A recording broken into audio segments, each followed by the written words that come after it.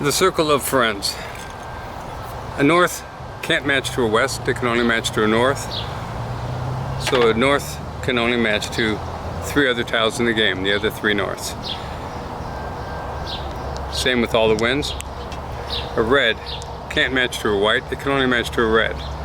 There's 3 other reds in the game, so a red has 3 friends in the game. Same with all the other dragons.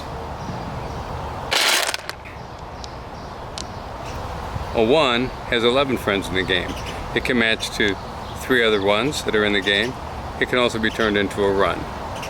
That run, using a 2 or 3, gives the 1 11 friends in the game. Same way with the 9. 9 can match to itself.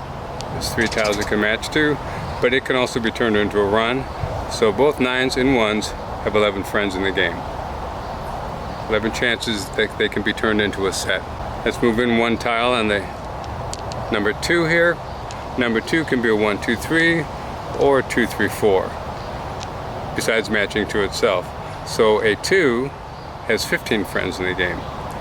Same with the 8, as I'm moving in 1 from the terminal. 8 can be a 9, 8, 7 or 8, 7, 6. Either way, has 15 friends in the game. The cheerleaders of the game are 3 through 7. Tiles 3 through 7, let's take the 3 for instance, can be turned into a 3, 4, 5, a 2, 3, 4, or a 1, 2, 3. All the tiles 3 through 7 have 19 friends in the game. So a huge advantage if you're using tiles or holding on to tiles 3 through 7. Circle of friends.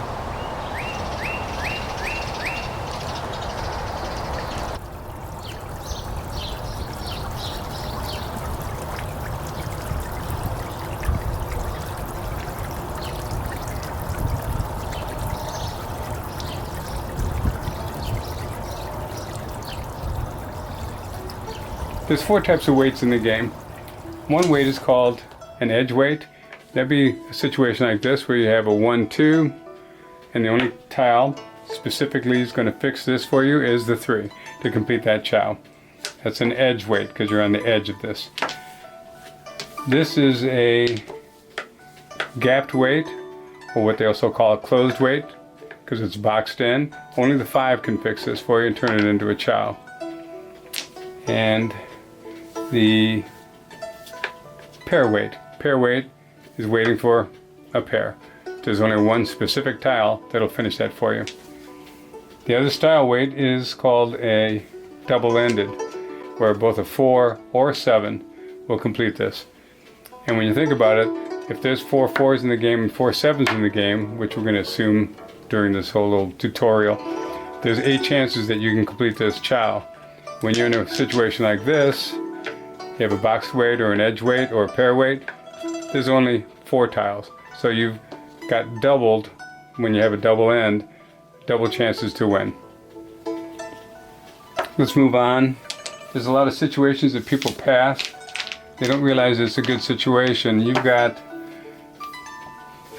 3 6s and you've got a 5. You're tempted to discard it because it doesn't work with anything, but actually early on in the game this is a powerhouse and a great way to make a pair.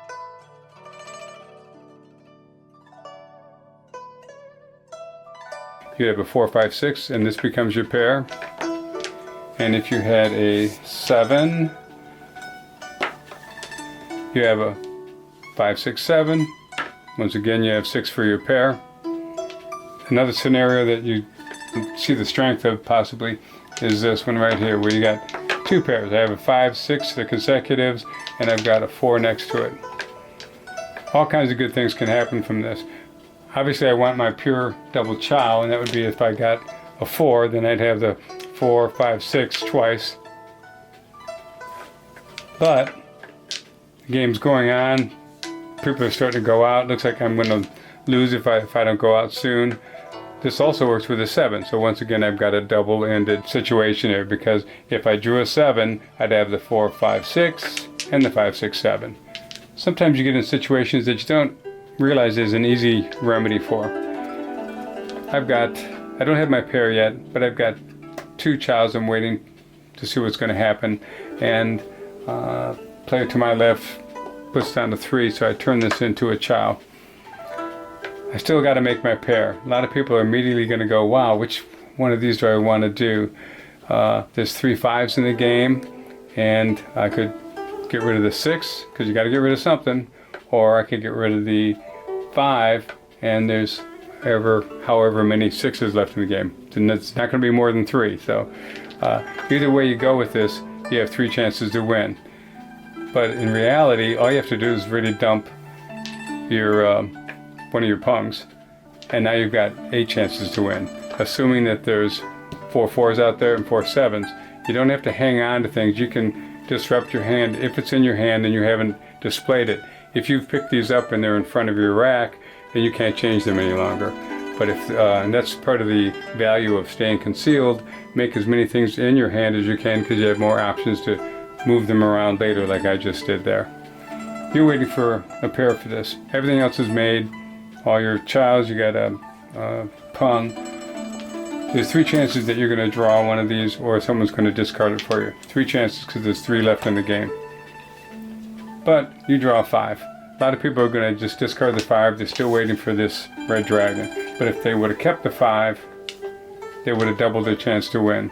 Discard the red dragon instead. Now you've got a situation where you've got your pair.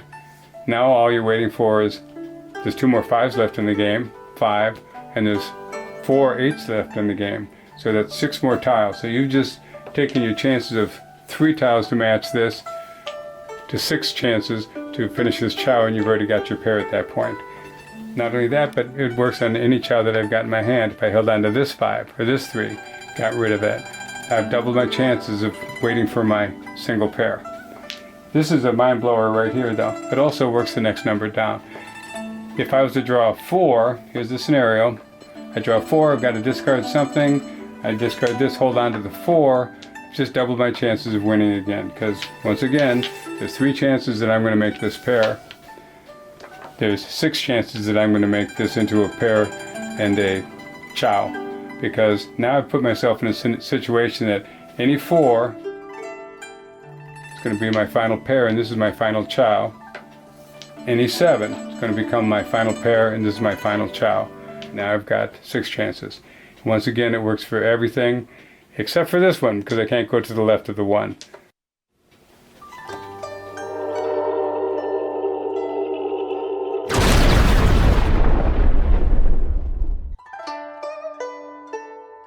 Okay, this is the application of the Circle of Friends. Single winds and dragons are the hardest to match because they can only match to themselves.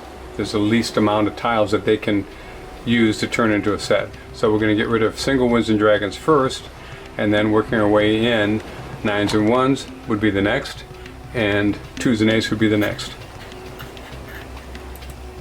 So, single winds and dragons. I'm going to get rid of the south. I am east. I'm going to hold on to east until the last of my single winds and dragons, just in case I happen to draw one. And it's offering me an 8 dot. 7, 8, 9. I'll take that. 7, 8, 9. And I'm going to get rid of my last red there. Still working single winds and dragons. And I draw an 8 there. That's great. 6, 7, 8. I'm going to get rid of my last single wind or dragon, and it's the east.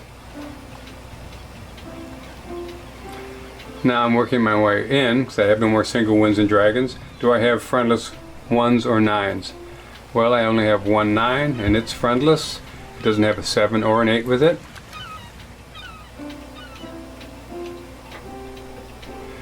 And now I'm out of 1s and 9s. Now my next step in is 2s and 8s. Do I have friendless 2s or 8s? Well, I have a friendless 2 here, friendless 2 here. This one has a distant friend because a 3 would make that work.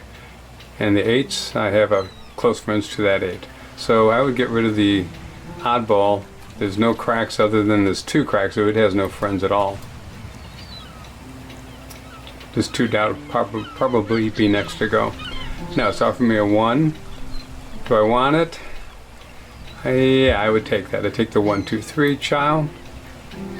and discarding once again.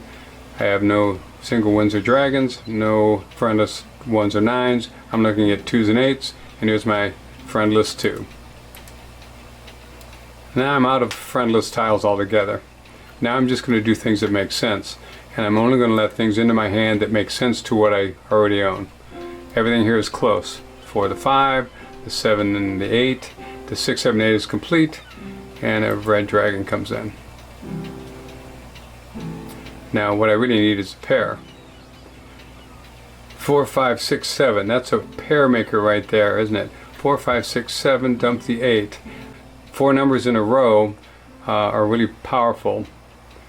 5, 6, 7, 8. I'm trying to decide which one I want to get rid of. I like to get rid of things that people have already discarded, so I know that they don't want them. So I'm going to get rid of the 8. Now we got a 4, 5, 6, 7.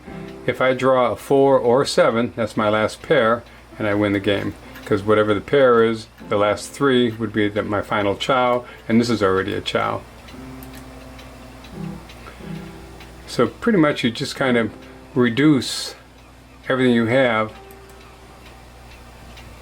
into tiles that are all working well together, and then you're just waiting for that magic tile, and there it is.